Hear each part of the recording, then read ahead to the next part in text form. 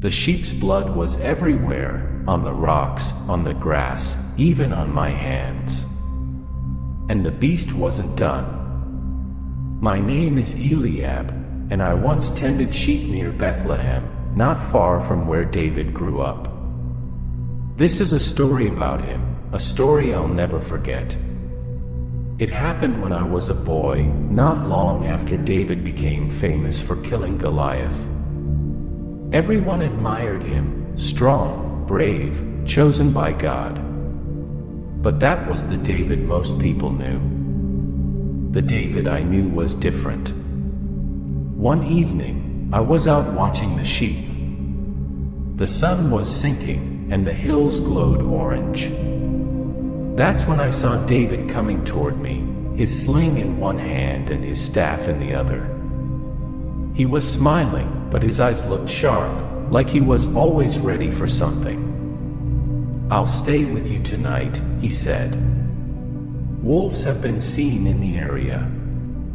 I nodded. Having David around made me feel safe. After all, he'd killed lions and bears before, hadn't he?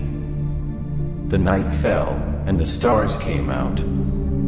We sat by the fire, talking quietly, when suddenly the sheep started bleeding. They were huddling together, their eyes wide. Something was out there. David stood up, gripping his staff. "Stay here," he whispered. He walked toward the edge of the flock, his sling in hand. I stayed by the fire, my heart pounding. I strained my ears, and that's when I heard it, a low growl, deep and wet, like it was coming from something huge. David turned back to me, his face pale. "Eliab, keep the fire high," he said. Then he disappeared into the dark. I added more wood to the fire, the flames leaping high. The growling grew louder, and now there was another sound, David's voice, shouting something I couldn't make out. Then came the screams. I grabbed a stick from the fire and ran toward the noise. I found David near the rocks, wrestling with something massive and shadowy. Its eyes glowed red in the firelight, and its teeth were long and sharp, dripping with blood. It wasn't a wolf. It wasn't anything I'd ever seen before. David shouted, "Get back, Eliab!" He swung his sling, and a stone flew through the air, hitting the beast in the head. It stumbled but didn't fall. It roared, a sound so loud it felt like the earth shook. I froze, too scared to move. David didn't.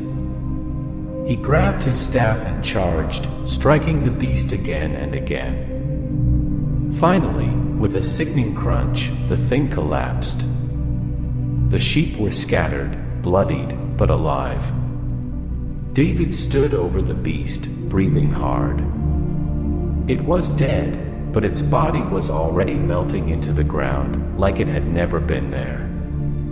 "What was that?" I asked, my voice shaking. David didn't answer right away. He just stared at the spot where the beast had been. Then he looked at me, his face grim. "Not everything can be explained, Eliab. Go home. Don't speak of this." And I never did, until now.